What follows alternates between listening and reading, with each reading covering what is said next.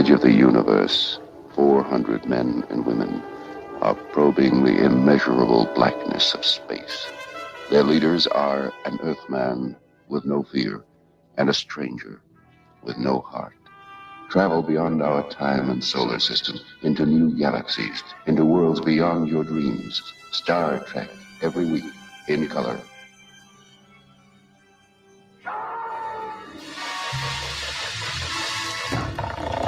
It's Tuesday, it's October 10th, 3 p.m. Pacific Earth time. It's time for serious Star Trek. I don't know that there's a lot of Star Trek in the news right now. We'll find out from our hosts, our jovial hosts. Luckily, there's nothing else going on in the news that we can talk about. So we'll scrape the bottom of the Star Trek barrel, and we'll try to have some fun in a world that is not so fun right now. So let's try to keep this a fun sci-fi Star Trek zone. With that in mind, can we bring in? He's the doctor. He's the one that makes you feel all right. Dr. John E. Price, PhD. What's happening, John? Got to make it feel good. Dr. You know, feel good. Yeah. Yeah. So I got a lot to talk about today. If I keep saying I have a lot to talk about today, I will. That's my philosophy. That's my philosophy. Well, I know somebody who's always has something fun to talk about. He's the captain, and I am no one. He's Captain Fun, Larry Young. Come on in, Larry. Hey, Larry. You are absolutely someone, Dantron. I like that. Alien Nostromo corridor you got behind you. That's fucking cool. Thank you. And I want to thank our new sponsors, the Weyland Yutani Corp. Building better worlds, indeed. Man, now that's the company, if I'm not mistaken, right?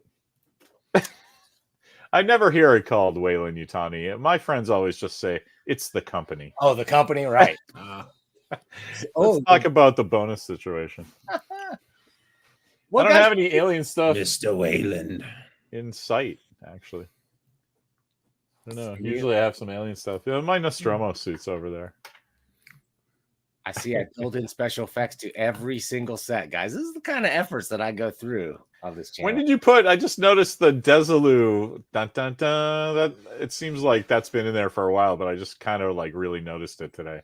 Oh well, yeah, it's been there for a while, but I turned it into a stinger transition between any scene now in. Oh, that's cool. Yeah, that totally works. Yeah, I love it. Yeah, I love it. With the little Desilu music that we love. Hey, speaking of Dave Porter, did you see Matt Shivers got the first rare triple Quatlu? Oh, I did see that. I did see that on the Facebooks. I think Shaneman needs one, a triple. He's got to earn it. You know, he's got to do a fashion show for us. If he does a fashion show, That's why I said he deserves the next one, because he's been lighting up at least my Facebook lately. I was like, wow, maybe the Orioles are doing well or something, but he's on fuego this month. Big shit.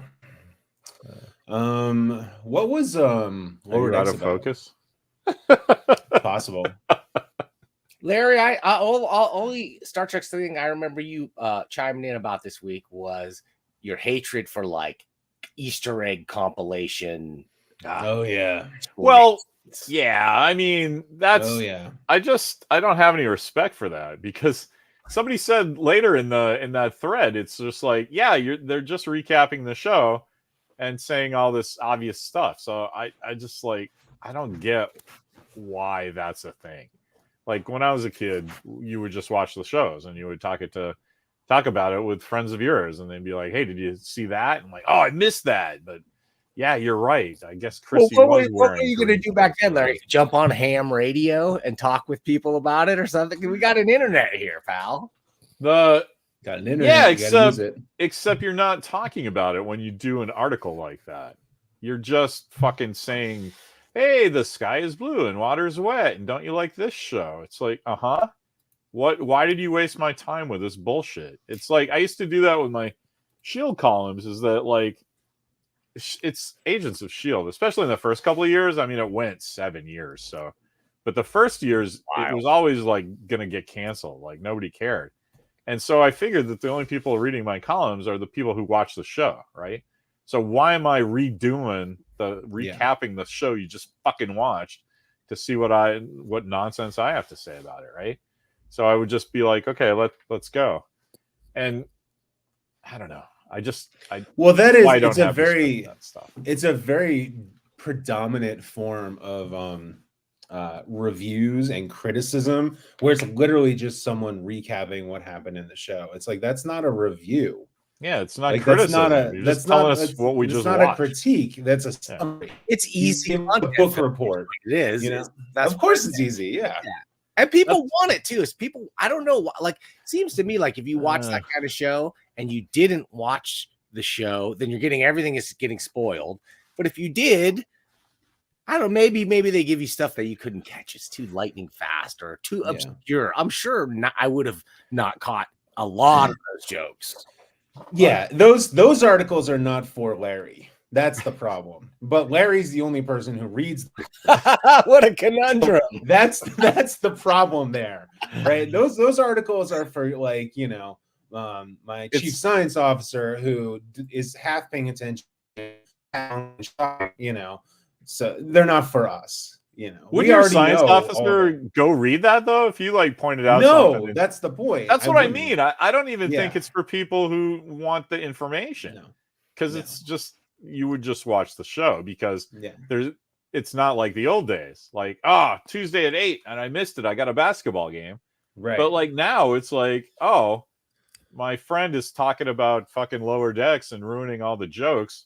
I guess I should just stop what I'm doing and go watch it, which you can do at any time of day or night.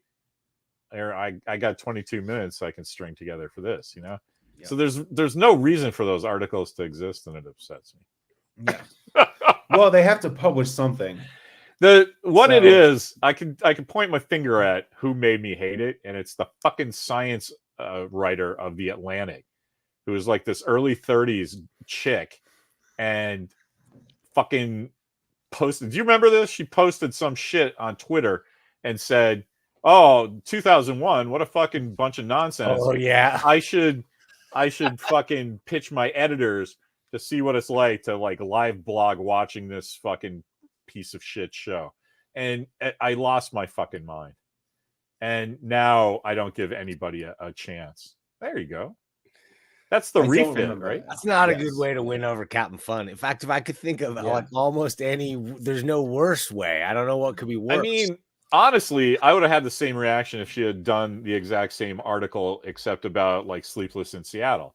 It was just, she was not interacting with the entirement. Well, that's why you don't like Neil deGrasse Tyson.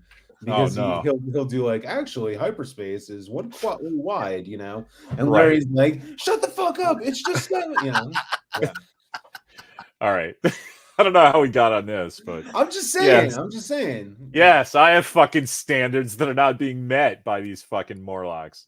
Yes, that is true. Yeah. Anyway, exactly. You know who is meeting standards? You know who is meeting standards? Mike McMahon. Holy shit. Did you watch the last episode?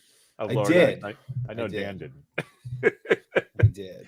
So what was it about? I don't remember. I've been binge watching Rebels all day. So dude, fucking Ferengar is getting into the Federation.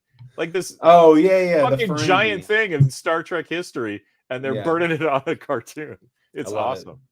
I love it. I think I need a distraction. I need to start watching something because I haven't watched anything since I can't remember the last thing now since Picard season 3. Like there's nothing for me right now. Just no Star Trek that you like, or just I'm not watching fiction. Oh, dude. Oh boy. Just go watch all of Letterkenny right now. Oh my god, you'll just never. Letterkenny's really good. You'll never stop. I don't even know what that is. I've heard that word, that name. I think you'll like it. Anything. It's a Scottish town in Scotland. Oh, okay. Or Wales. Canadian? Welsh. No, I mean that's the Canadian fictional town is named. Yeah. Which is why that idiot name is in Canada. Got it. But it's great for me because, you know, I was raised in northern Vermont, So it's like watching all my friends in high school, except now they're in their 30s. It's hilarious. Like all the stuff they say, just beats of their vocabulary is just. It's funny. They do this thing where they go, "How are you now? Oh, good, and you?" And their answer is, "I forget," because we always used to say, "Can't complain." And I say that after, and my kid and my wife are going, "Why are you saying that? That's not the line." And I'm like, it's a line. I really like the show. I liked the BBC show a few years back called The Detectorists. You ever guys see that about like a metal detecting society? That sounds Bible metal detecting society. They were old guys, yeah. Yeah, that was really good. And there was young bucks in there too, and like the hot shot like detectorists. It was Chris Sagasag is completely right. If you're looking for a show to watch The Bear. It's only 2 seasons and they're 10 episodes long. It's not just good. It's kind of weepy, but it's a giant intense. It's a giant metaphor for people trying to get together and work on something. So Dan will like it once he realizes, like, if you just change that into a comic shop, that would be his in. Okay, like the same exact archetype, same exact.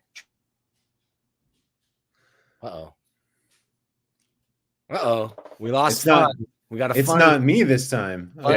Fun down. Who was down? I didn't. He froze for a minute, just for a second there. Yeah. The Bear's good. It's very intense. It goes very quickly. The episodes fly by. So you'll like it. I'm looking for fun. I need something so fun. The Bear is not fun. Watch Letterkenny, man. Okay. Yeah, you'll watch like 8 of them in a row and just be crying. I need to laugh. I guess that's what I need. You'll only stop watching Letterkenny because you can't see anymore because you're crying laughing so much. I've been crying enough lately watching the news, guys. That's get that guy a fucking peppers and he'll be fine. Just go watch Letterkenny.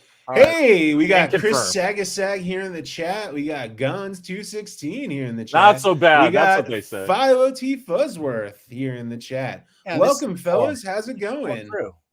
Hector's the one that I did that with Letterkenny this morning. How are you now? Oh, good, and you? And the answer is not so bad. That's what they say on the show. But I always say it's a great show. Can't complain. Very funny. I appreciate it's Miss Katie. Although Tanis is my girl. She's crazy. I love that girl. That any girl who can get drunk and hit you over the head with a glass when she's done, that's the girl I want to party with. That's what we call Larry's type. Did you see friend of the show, John Ciantres, one-time co-host of this show, interviewed Howard Chaykin today?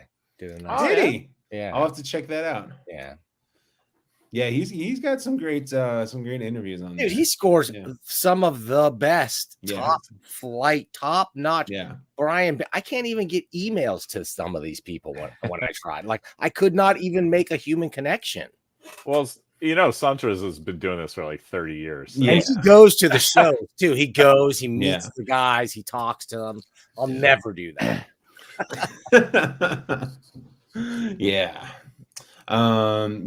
Speaking of funny, Lower Decks was on, and it was a funny show. Did you get the joke in the title? Somebody had to explain that to me. Oh, Mark and Steve explained that to me. What's the title? It was Parth Ferengi's Heart Place. And apparently apparently it's a play on words of Taika Waititi and Rhys Darby's weird monster show from New Zealand called Garth Marenghi's Dark Place. Oh. And we're all supposed to know that. Nope. Didn't get that at all. Not Larry. But, oh my God, here's one for you. I pulled this out. One of the cool things about the show is that Ram is still Nagus, and Lita, the Dabo girl, Lita, the Dabo girl, is they came back and did their voices because they run Ferenginar now.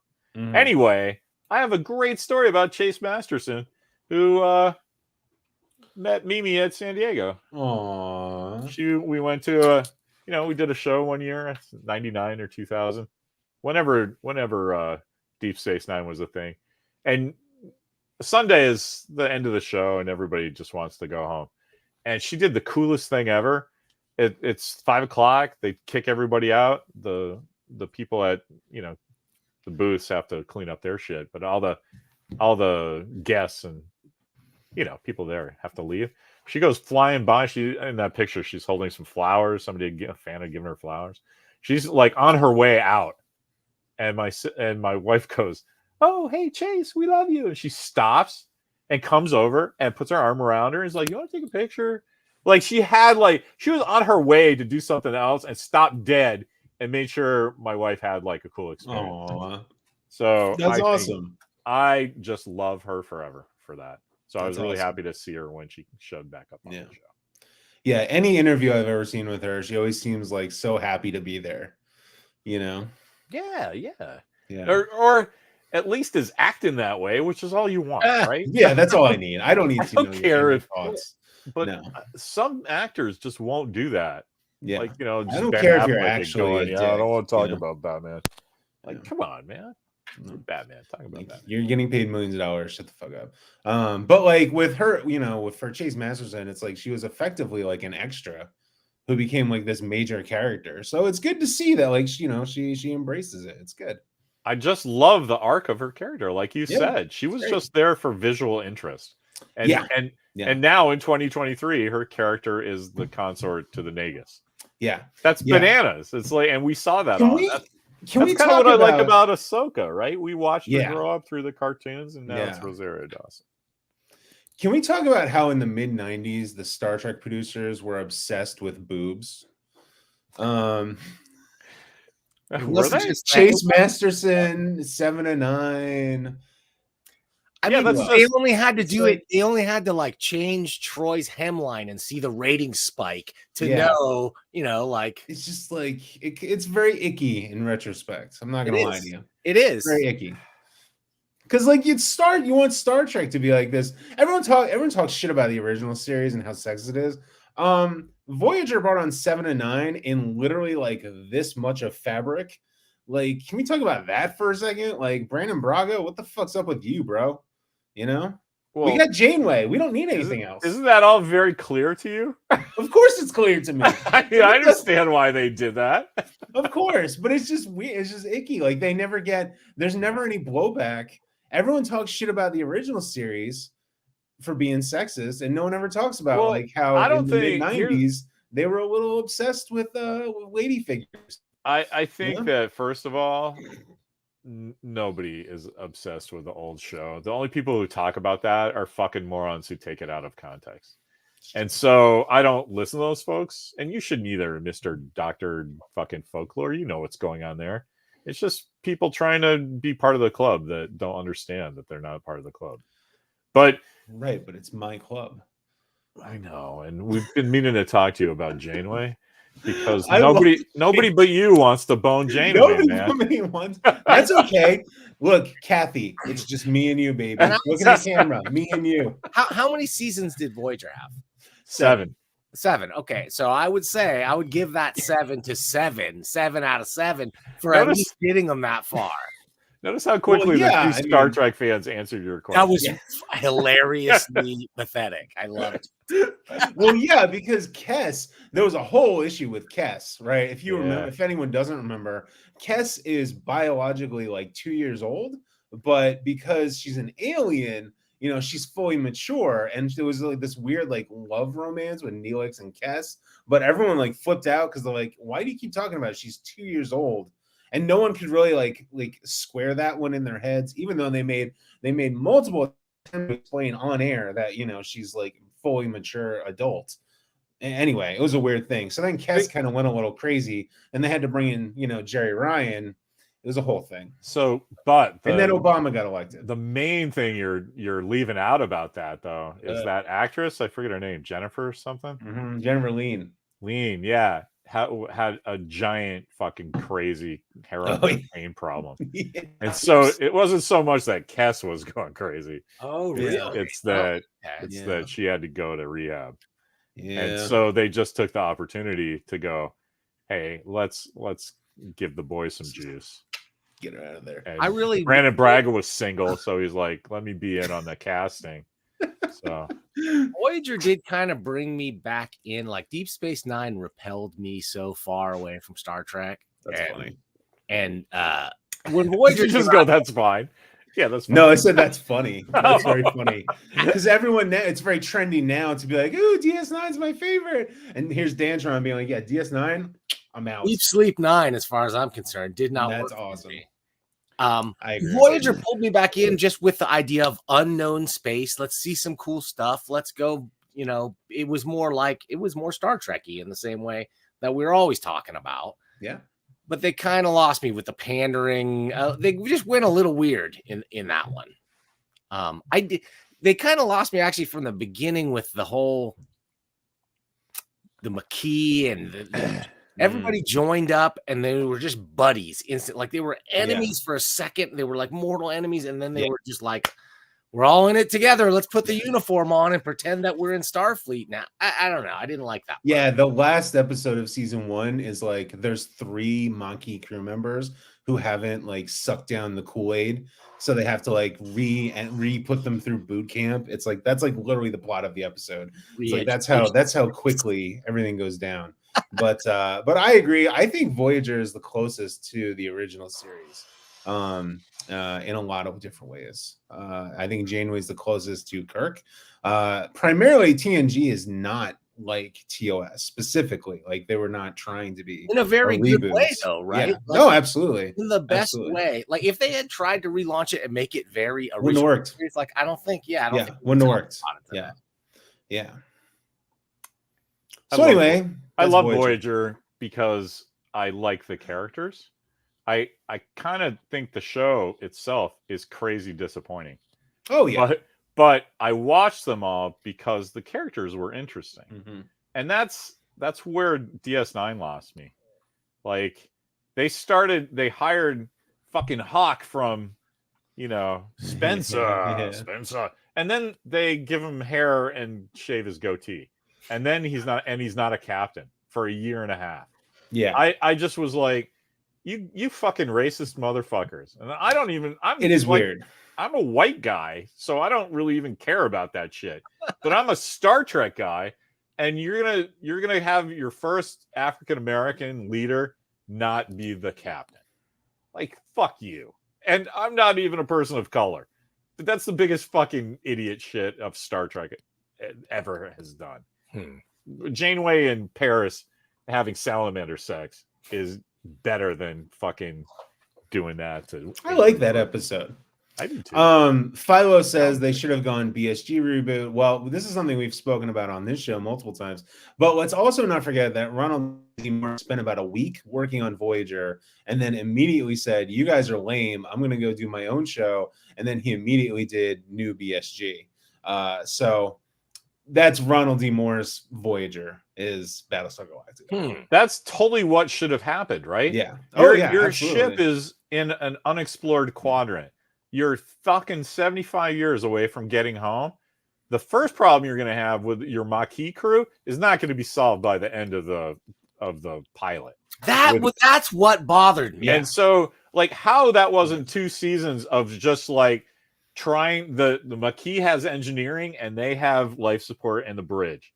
And you have to, if we have to try to get home, you guys have to fucking stop killing us and, fucking calm the fuck down. And they're like, well, we're just going to turn the heat up and now it's 95 degrees and you guys are going to sweat until we take over. That should be every episode for 2 years. Can you imagine if Janeway should have had her leg cut off? She's going to wear green fucking peg leg shit. She should be Captain Ahab at the end of that. Instead of Moby Dick, though, it's getting the fuck to the Alpha Quadrant. And Barry supports a 2-show would have been. Well, I do. Bananas good. I do like how they kind of address that though with Equinox. It's a really good 2-parter, and I like that episode. Obviously, not to the extent that you would like. Obviously, we all know this, but they do address this like pretty head on in Equinox because that's what Equinox does. They start killing aliens to boost their warp core to get home faster, and Janeway like goes on this fucking like rampage, and she like almost spaces a dude. It's pretty awesome. And Chakotay, little pussy Chakotay, is like, "What are you doing, Catherine? I won't allow you to do this." And she's like barks at him. She's like, "They're Starfleet officers. They know better."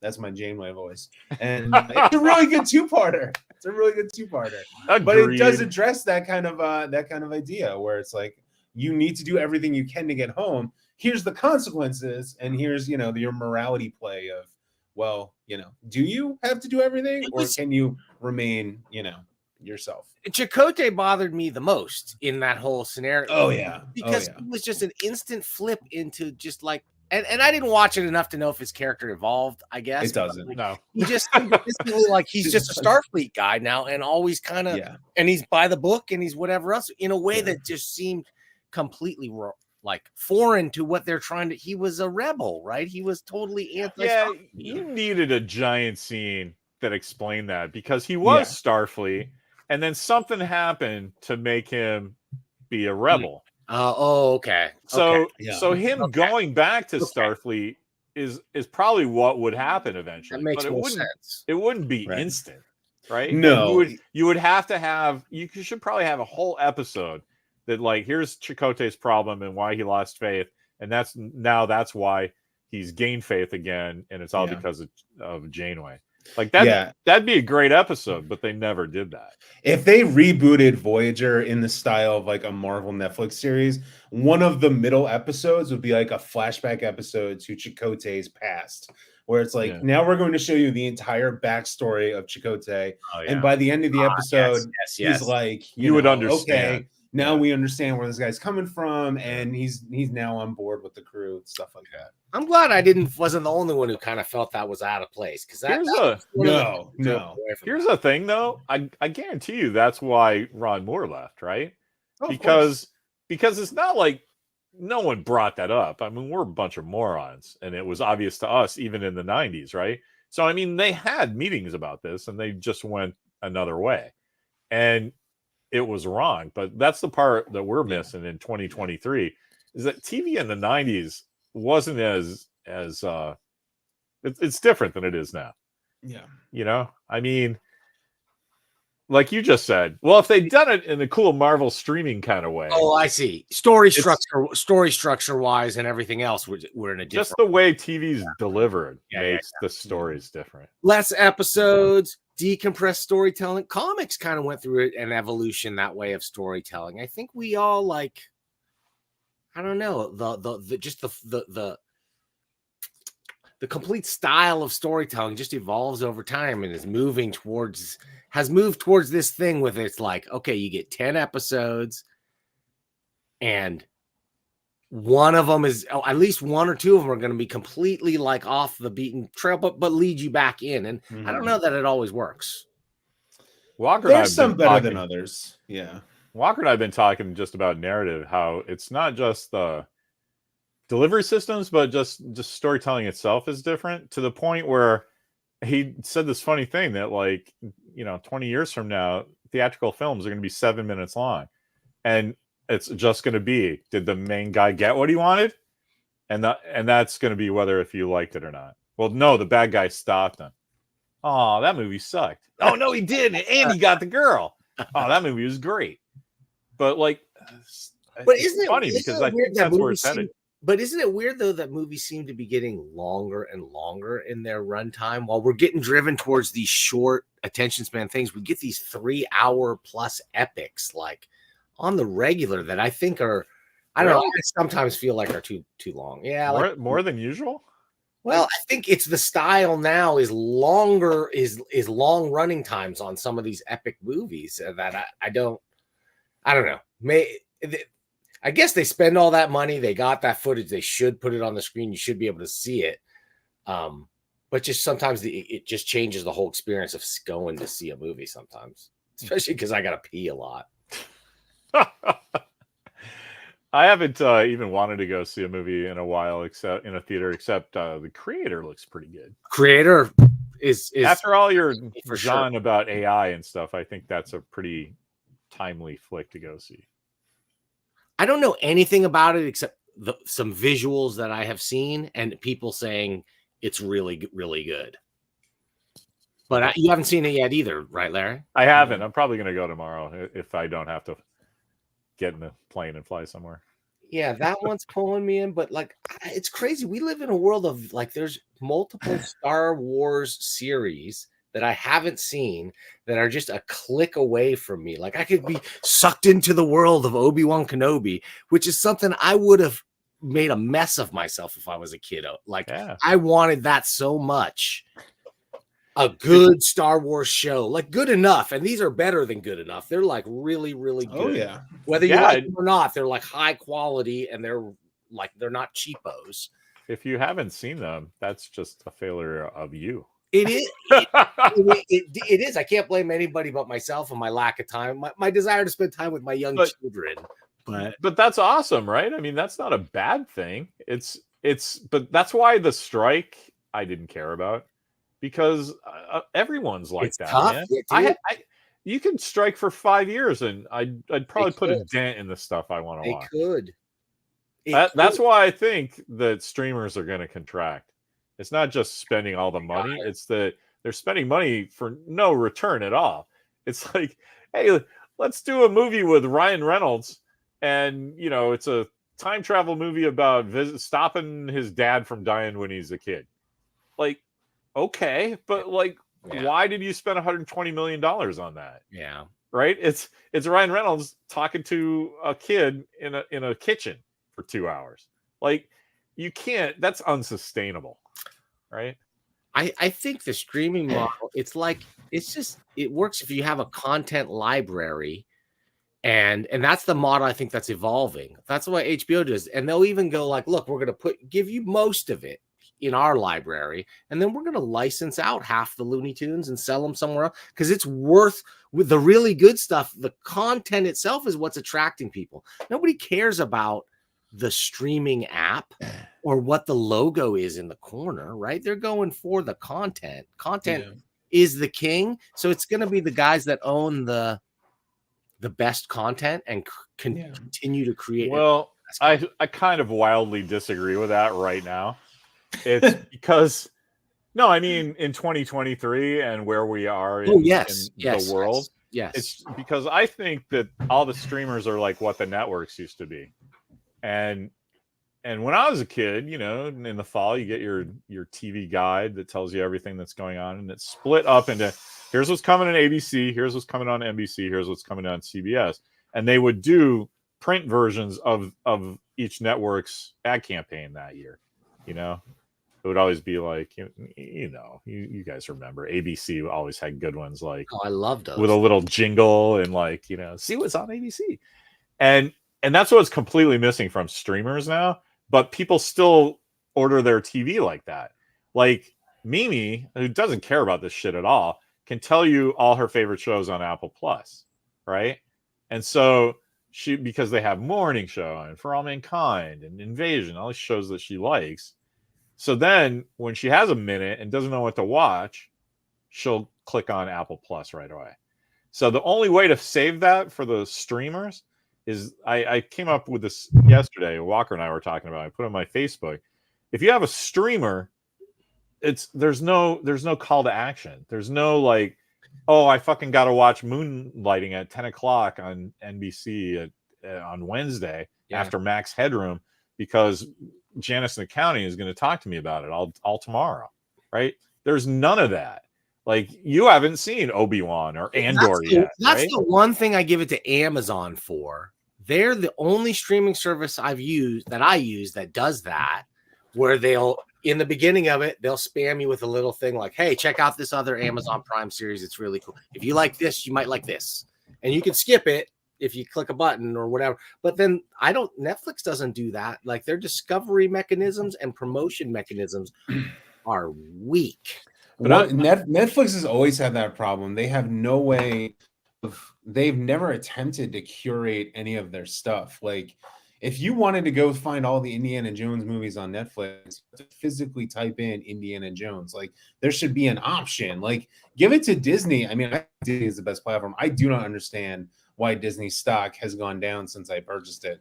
But it's like John purchases here.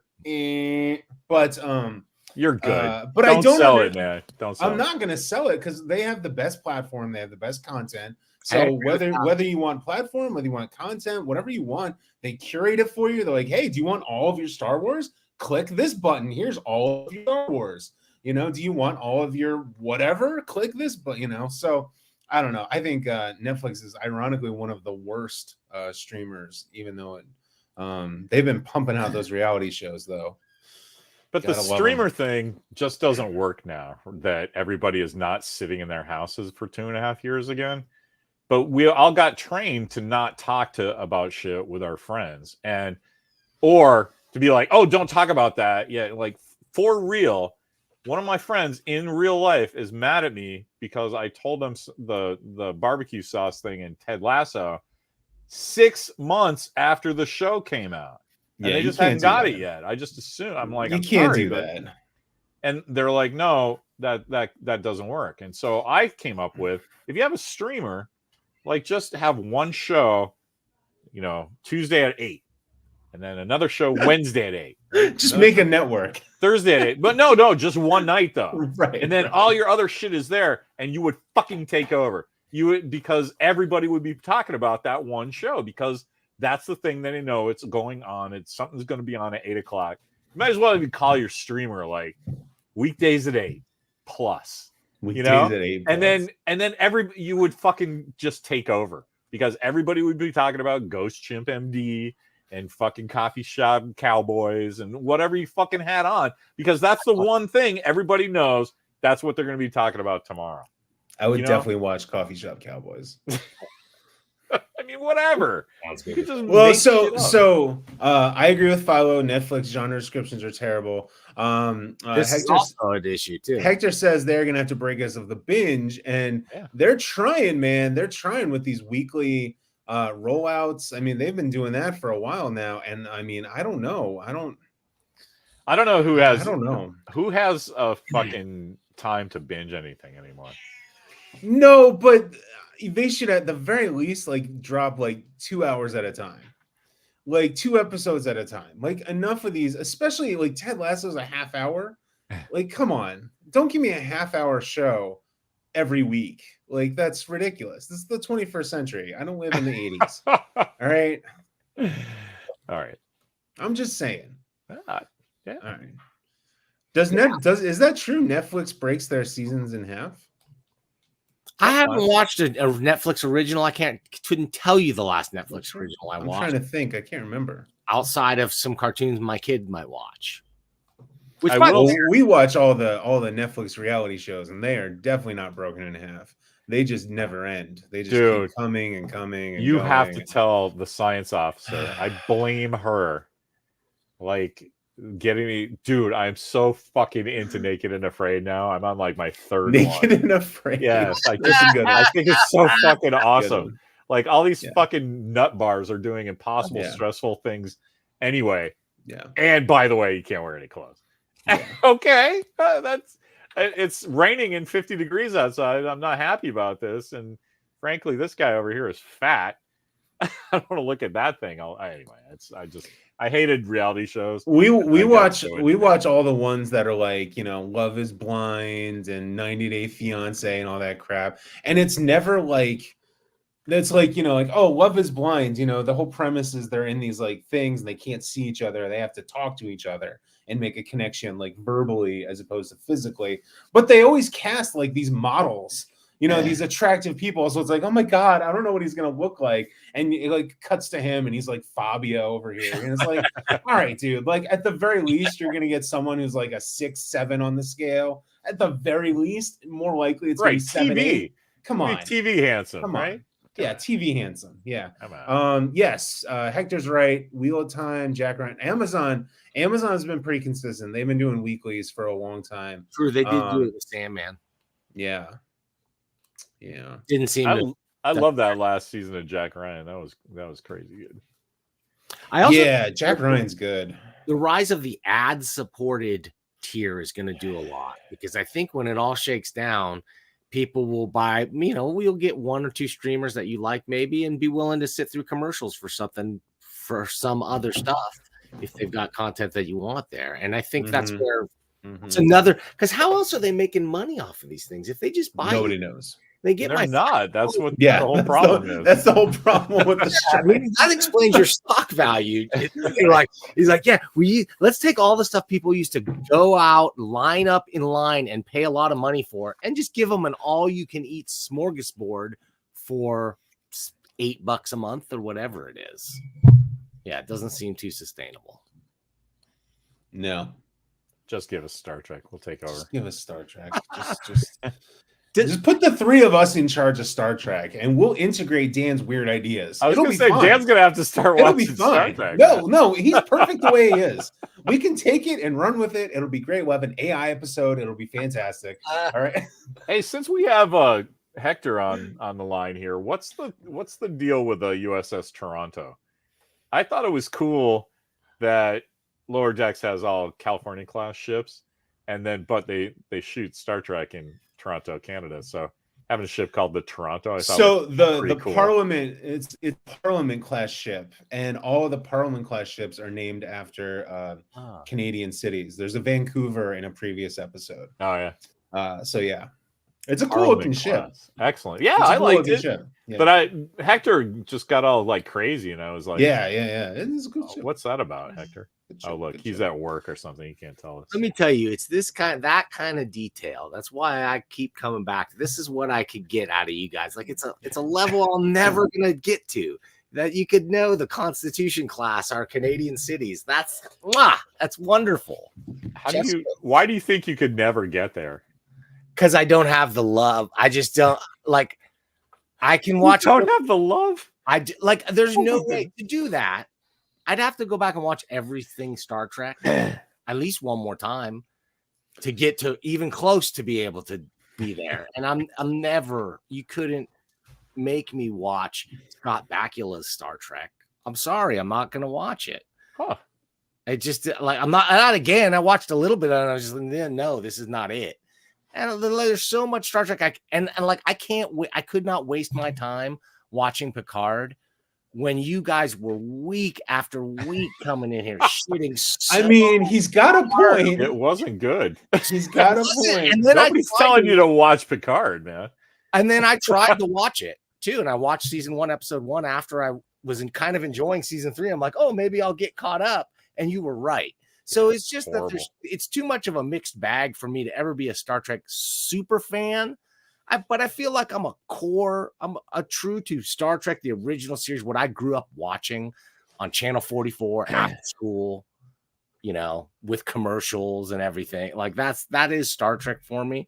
And then Next Generation too. I was an avid devourer of. So everything after that, it's kind of like, Did you watch any of the very, very short treks where they were making a point, CBS or Paramount or wherever, they were making a point to try to bring the animated cartoon from the 70s into the Star Trek canon now that all cartoons are all canon now? Oh. So they were horrible and ridiculous and a fucking abortion, and anyone even like pro new Trek people were like, this is terrible. Don't do that. I remember one about H. John Benjamin eating tribbles. Is that from that same series?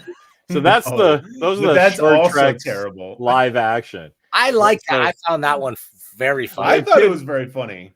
So they did a thing nodding to that, a cartoon version, and called it Very Short Treks. Right? So there were short treks. Oh, okay. But the thing today, they released the guy who did it, a little behind the scenes and like stuff that and man, I get what you're saying about Terry Matalas at the show, John. This guy really seemed like he knew about Star Trek, and he said it was very important that Sulu got in, and Takei turned him down like flat. And so he wrote him. He goes, I wrote him a Valentine. I mean, it was basically a fan letter, but it was a Valentine. Yeah. Like, you can't have this go on without you doing the voice. And he was very generous and came and did it. And you could tell that like that was a really important thing to him. That and so I'm like, you don't have that thought, and you're just like cashing the check from Paramount, Right. So it made me think more like, instead of him being a moron, it just wasn't for me, but he said all the stuff. I mean, he looked about 10 years younger than me. And he said he came to Star Trek through the 1973 cartoon, which is how I did. So I kind of get a little mad when people like shit on the old cartoon, you know, because it's like, no, that's fucking Star Trek too. Like, just because you knew that there were live action ones before I did doesn't make this less Star Trek. And like, look at all the shit that's in there now, like Spock's Sailot. You know, there's a lot of stuff from the cartoon that's like legit now, beyond Lower Decks going, hey, let's. There's some good episodes in there. Helmet on. There's some good episodes in the TAS. There's some good episodes. Dude, that show, I can't believe the stuff they were just crapping out on Saturday morning. There's a whole episode about the devil fucking with Kirk and Spock. Yeah. Like, what the fuck? Like, I have to come from like Sunday school and then watch this shit. It was insane. There was an entire episode about suicide. Well, like, and they kept the writers. Kidding me? Like DC Fontana was one of the writers. Like, yeah, she was the story editor. Yeah, you know, like about the writers though, like how that happened. No, there was a writer's strike, so she just called up all her science fiction buddies and went, "Hey, you want to write something? This is money." And that's it's like literally. Then you got Larry Niven writing fucking cartoons, you know. And it literally, if you write cartoons, you're technically not a television writer. That's hilarious. That drives me insane. That's so really weird. It's so crazily arbitrary that it just it's funny. They got their whole own union, their whole own thing. Yeah, I don't think it's crazy. But Larry, is anybody the only thing that doesn't pass a sniff test for me in that last story is Takei really turning down anything? Yeah, I call that. No, I mean, I can see it. The dude's like 85, right? And they want him for 3 lines. Like, I can see, like, wow, I have to drive across town to Modern Sound and do these 3 lines. I can see where you would want somebody to, hey, come on, tug my balls a little. All right, here's a Valentine. Okay, I'll do it. I get that. They can't zoom them in. That's a Hollywood thing, man. Like, are we recording? Is this? I love George. We kid George, but George Sakai, come on, serious Star Trek. You could have taken the bus. How bored are you, George? I will tell. I'll write you a George Valentine. Takei story. You're not gonna like it. I was at a con in Boston, one of Phil Seuling's creation cons, and I was wearing a Buckaroo Banzai T-shirt I had with a Buckaroo Banzai. I was Buckaroo Banzai'd out, walking around. And I see this guy coming at me, and he goes, "Oh, I love your shirt." And I go, "It's Mr. Sulu." And he goes, "Yes." And I'm like, "Thanks, man. You like Buckaroo Banzai?" He goes, "I saw the film." Something like that. He was just answering in like 1 or 3 word sentences, but he was kind of giving it a little thing with his shoulders. And I just that was great. I have a little story about James doing like that too. Just like, "Hey man," and he's like, "Oh, Scotty fan, huh?" Yeah. Oh, cool. You know, like that's all I need from celebrities. Yeah, thanks for all the pretty cool to be able to make somebody's day or like really their week or their month, or to give Larry a story he's telling for years, right? Like they've done that thousands of times, each one of those guys. That's pretty cool. Yeah, exactly. Like every fan has a story like that, right? Like, I don't know. Which kind of, if you were a superstar, guys, would you be a dick? I mean, it's easy to say I would be easy, but if you were mobbed like Shatner gets mobbed, you would get mobbed, where you couldn't really even have a dinner out by yourself. Don't you think you'd kind of like get standoffish over time, or do you think you'd be one of those like always? I understand when they have to put up boundaries. I understand, because that would get very annoying. It's like you can't just go out and get gas. You know, people are going to ask for your autograph and shit. You know, if it's in like a con situation, it's like, yeah, of course, come on up. This is the right time and place. But yeah, I understand when they say, you know, we need boundaries. Like Eminem one time was bitching about how like he was taking a piss and people were asking for his autograph, and like he like flipped out on him, and it was like a tabloid headline, you know, Eminem pisses on fan or whatever. It's like, well, I was taking a piss. Like what? What do you want from me, man? It's going to be friendly fire at that point. Right? Like, come on. I'm sorry, what? Yeah. It's like, well, you got a souvenir. So, yeah. Anyway. That reminds me of an old joke where John Wayne he would only go into bathrooms, and he would always ask them to check for if there's dividers between the bathroom stalls, because every time the guy next to him would say, "Hey, aren't you John Wayne?" while they're taking a piss. And it's funny. It's a little more fun with the visual of peeing on someone. Good old peeing. Jesus Christ, this has gone down. Fellas, have we bottomed out on our Star Trek lore this week, or what? I think there's bottomless Star Trek to talk about. What's always Star Trek? How many episodes of is in a season of Lower Decks? Is it 10? 10? It's 10. Pretty sure it's 10. Yeah, it's 10. The big news. Yeah. They're doing a big overarching story with Lower Decks, and I don't know what is going to happen. They're setting it up as if it's going to be like a regular sci-fi story, and I can't imagine they're doing a regular sci-fi story. So there's going to be some weird twist where it's. I'm looking forward to it. I kind of want to get to it though, because it's like, just show me the end. Let me binge the whole thing. You know. I'm an impatient person. You will never build an audience as long as binging is the preferred way to watch. I agree. I think I agree. I mean, it's there's nothing that's not even really, controversial. It's not. It's because binging is you're doing it at your time.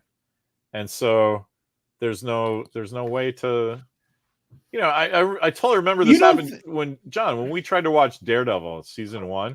Yeah. Like it was crazy. Like somebody else, it might have even been Hector, where we were all trying to watch at the same time, and everybody's like 90 minutes off from each other because you got to go to the bathroom. Yeah. Or I remember that. Yeah, and it was just it was maddening because whatever. I just think binging is evil. Binging was great. You don't think that there's an equivalence to like movies though? I mean, movies have audiences. Movies you can watch movie whenever. You don't have to watch it opening night. No, but look at what happens. Everybody, if you don't talk about opening weekend, you end up not talking about it because the world's moved on. Sure. So, and there's definitely, and theater releases now are so limited. I think, and many of them, if I'm not mistaken, are like strictly so they can get an Oscar because you can't be included in Oscars unless it's in the theater. So I don't know. Walker's right. 7-minute movies. And did you go see more than one? What do you do? Or do you just watch it on your phone anyway? I don't know about the 7-minute thing, but I honestly think it's not going to take 5 years for going to the movies is like a $50 or $100 ticket. But it's going to be like going to dinner theater was in the 70s, right? It's going to be a fucking event.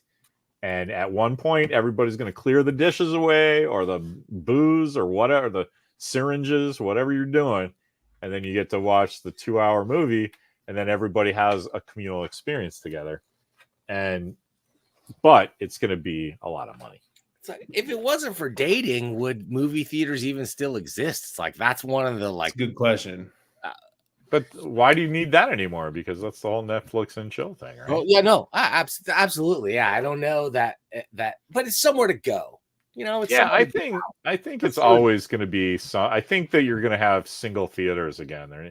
I think the multiplex thing is going to constrict, and it's going to be a big ornate fucking thing again.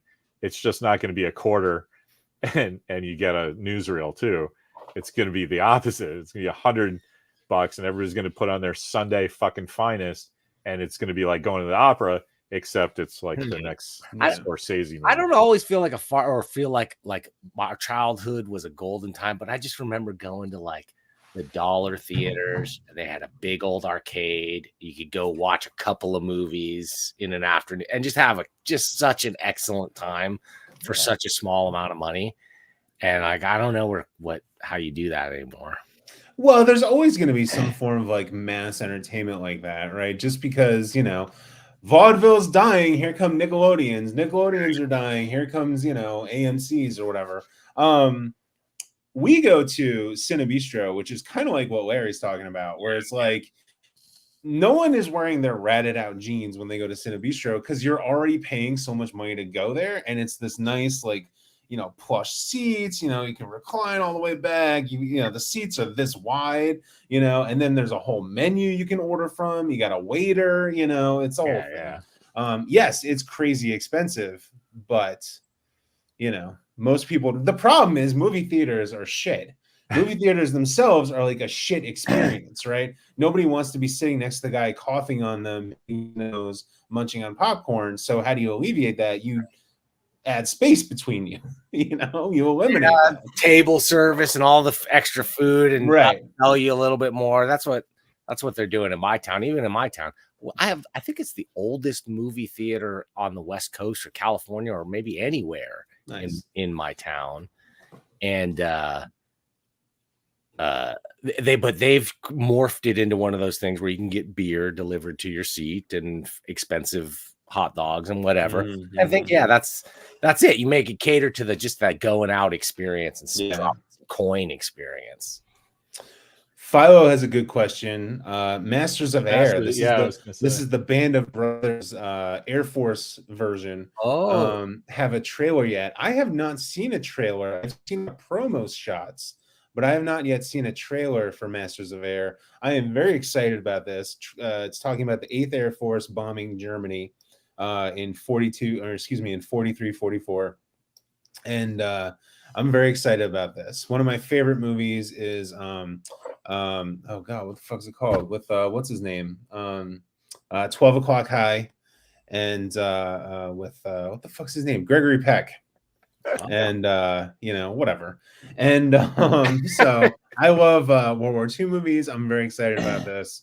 I was talking to Philo about this on the Facebooks.com, and we were rewatching The Pacific, which is the Pacific War version of Band of Brothers, and it's a lot better. The more as a mature viewer, I get a lot more out of it now than I did as maybe like a 19, 20-year-old watching it when it first came out. I don't think I saw that one, but Band of Brothers is amazing all time. It's very different than Band of Brothers. I mean, obviously it's sort of but the Pacific War. So was the Pacific Theater. Well, that's what I was saying. Like the Pacific Theater is so much different than the European theater for all these different reasons. Yeah, Memphis Belle, the series. That's funny. Yeah. Was that Pacific? Was that a HBO show too? Yes. Yeah, they're all HBO. Yeah.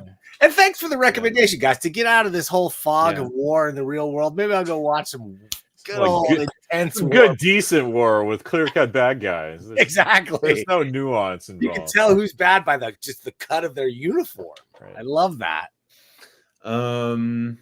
Yeah. Walker and I are doing what's rewatchable in the Marvels. We're having a really interesting argument. That's a great question because not that many. Everybody, well, see, that's the thing. Everybody's got a different idea of what's rewatchable, right? Yeah. Like, so I came at it like, what's a Marvel movie that's at like, Raiders and Star Wars level, where if it's on, I'll just drop what I'm doing and finish the movie, right? That's what I was saying. But he was saying that no, he wants to. Is this movie worth my time to watch again? Oh, because he remembers that's a big difference. He remembers the narrative pretty well, and I'm like, I fucking got these movies memorized, man. So that's not, I'm coming from it at a different point. So I enjoy the nice, comforting cup of warm milk that, it doesn't hurt much here. This is not too bad. I love that. And he's all like, now Shang-Chi is pretty good. I'm going to watch that again.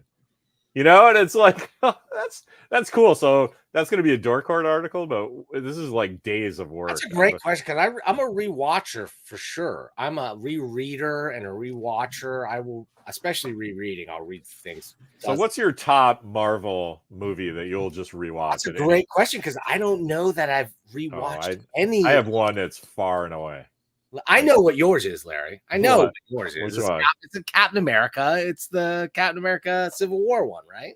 No, Winter Soldier. Oh, I mean Winter Soldier. Yeah, Winter Soldier. Yeah, Winter but judges also would have accepted the first one. That is at the first top. One and second one. Those things. That has got to be at the top of anybody's list of Marvel movies, in my opinion. It's also because it's at the top. It's taken from what is one of the all-time great runs on the Captain America comic. But you know what my second one is though? It's Ant-Man. And I don't fucking care about Ant-Man as a character at all for comics. Ant-Man's good. But that movie, I'll watch that movie backwards. I think that one is very rewatchable because of the direction and the humor and the actor. It's just fun. That's super fun. Although Quantumania didn't pull the same strings for me. But I liked Ant-Man and the Wasp. I think I remember watching it. I don't know if I need to rewatch it though. Quantum Mania kind of didn't work because it wasn't like the first two Ant-Man movies. Yeah, that's so you have your audience sitting down going, "Oh, I can't wait for this Ant-Man movie," and it wasn't an Ant-Man movie. It was, setting up Kang. I think Chris is right. I think Guardians of the Galaxy would be a lot of people's votes. Guardians of the Galaxy is rewatchable. I would do Thor Ragnarok. Oh yeah, that's cool. I fucking love Thor Ragnarok. That's awesome. I can watch that movie all day, every day. It's still top 5 movies of the year, every year. That's cool. No one gets that joke anymore, but I'm still making it. Top 5 movies of the year every year? Best movies released in the past year. Thor Ragnarok, Top Gun Maverick. That's it. Every year? Every year. I still haven't. I don't think I've even seen Thor Ragnarok yet. Thor Ragnarok is so awesome. I love it. It's Thor, only love it or despise it. That's a good sign. I just think that was the stuff on the internet, and I just think the internet people are all morons because they all like, oh look, it's a funny Thor movie. I don't like it. Well, first of all the Thor movies are funny, so I don't know what you're talking about. Yeah, totally. But then second of all, holy shit, I hate Christian Bale, and he was like one of the most effective Marvel villains ever. I was like, when they showed what his problem was, I was like, fuck, he's got a point. Go kill all those gods, man. That's fucking bananas. And that was an achievement for me because I don't like that actor. I don't care about fucking any of that. And that movie was fantastic. It's so funny though. I'm having a hard time coming up with a Marvel movie I want to rewatch, but there's a bunch that I haven't seen yet. So there you go.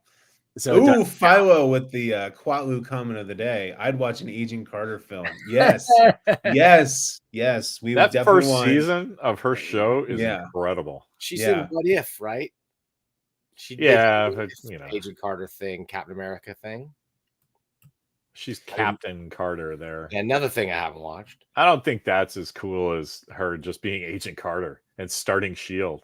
Yeah, like that. And then they moved it to LA the second season. And it was like, oh, this sucks. It wasn't. Sucks.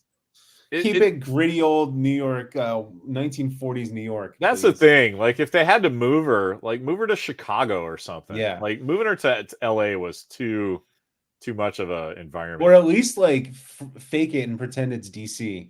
Like, but DC no, would have worked. Palm trees everywhere. Palm trees everywhere. It's ridiculous. It's cherry blossom time on the palm trees. Yeah, cherry blossom on the palm trees. Boys.